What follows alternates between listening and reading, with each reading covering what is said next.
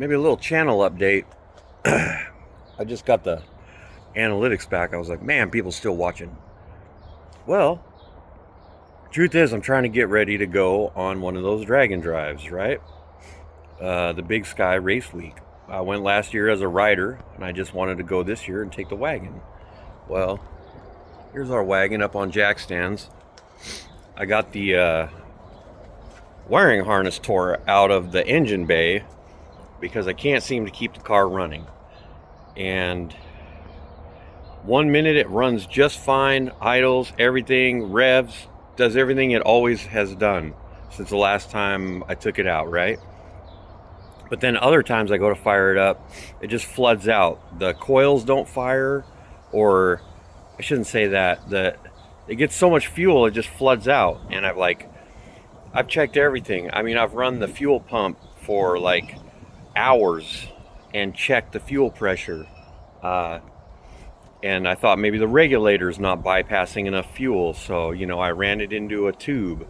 I've tried changing the map sensor, the coolant sensor, the air temp sensor, anything that would do it. I've swapped cam sensors and crank sensors. So now I just pulled the entire harness to check if the harness is good or not. Every time I've logged it while it doesn't run, all the sensors read right.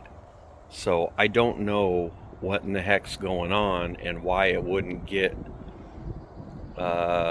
whatever to fire the coils. I mean, I really think it's just not firing, but it's tough to figure that out with the symptoms that it's having, because I could start it up right now maybe, but then 20 minutes later it just won't start, and it has nothing to do with heat, time of the day. One day it wouldn't run over there, I pushed it up here and fired it up. I mean, I thought, oh, maybe there's a crack in the frame, maybe I'll run a ground from the back to the front of the end. So it has a ground all the way from the battery to the block. It has, I tried to fix and go through every single wire on the car. I just can't. And I was trying to get this truck done, and it's almost done, but it's not done enough to go.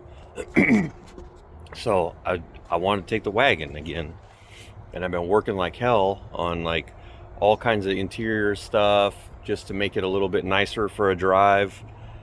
And yeah, put a door panel in the passenger side. Well, I was gonna put door panels in the front of the car. I just made some up, and just having a hell of a time. And my girlfriend and I got a house like 2 months ago, and I've been over here every other day just trying to get this damn car going again after finishing that Corvette and helping another guy with some issues on his rig. I don't know, I'm not getting any luck. So now I'm down to 2 days left, and I'm like, okay, I'm gonna pull the harness out, I'm gonna check every connection, make sure it's good. If every connection in that is good, I've went through the entire red connector, I'm gonna go through the entire blue connector. It only takes me about an hour or so. Go through every single pin, ohm it out, shake the harness, check it, make sure everything's good, the connectors look good, the ends look good. If all that checks out, I'm gonna put it back in. Then I'm gonna check the fuse block or something. Maybe for whatever reason the distribution block on those two fuses for the coils is no good. So I'm gonna scoot them over, or I'm gonna put them all. I'm gonna go full on sloppy harness swap, and I'm just gonna bundle those pink wires together and I'm gonna do something, because it doesn't take much to make them run. I mean, if all the wiring is good on the harness, it should just run. Mechanically, the engine's fine. It doesn't have some weird issue. When it runs great. Unfortunately, I've changed the oil once. It's got enough fuel in it, I'm gonna have to change the oil again if I get it running again, because it's so stinky with fuel. And I'm like, man, so I'm kind of bummed about that, but I would just settle for if I can get it to run. Yeah, I put a new battery in it. I've been charging batteries. I had a bad alternator and I thought maybe it was because of the battery or something like that. So I ended up having to put a new alternator on it. I rewire the alternator to the L terminal, just like everybody does. I used to have it run through the computer and everything else, and I don't know. You know, maybe that alternator's I really don't know. Smoked the computer, but I tried swapping in the computer for my truck because my truck is also a 3-bar map, same as the wagon. Like they have identical setups in them, you know, as far as hardware and computers. So I was like, I will just clone the wagon computer onto this other computer just to verify that the computers are good, you know. But like I said, when it runs just fine. Okay, so that's what I'm up against. I really wanted to get into some brakes and some other stuff. I got some tie rods to put on if I get a chance. But at this point, I wouldn't mind driving 45 miles an hour to Montana. Like, it'd be fine. Like, I just want to make it in the car. You know, I spent a bunch of time on, and then it ran for a couple of days, so I didn't even work on it for a couple of days. And then all of a sudden, I go to fire it up, and again, it's like, So, anyway, I don't like to be that guy that's last minute crunching. But here we are. It's Wednesday before the Saturday we leave here, June 11th. And we on jack stands. We like hot rods on roads, not jack stands. That's what I say. So I'm going to get after it. I'm going to check these last 80 pins. There's only not even 80 pins. There's only the ones you use. So there's only, let's say, 25 pins out of 80 that you need. So I'm just going to check those last ones. If they all ohm out good, I'm going to put the harness back in. I should be able to get it in by the end of the day. And then I hope by the end of the night or first thing tomorrow, I should be able to get the car fired up again. That's my hope.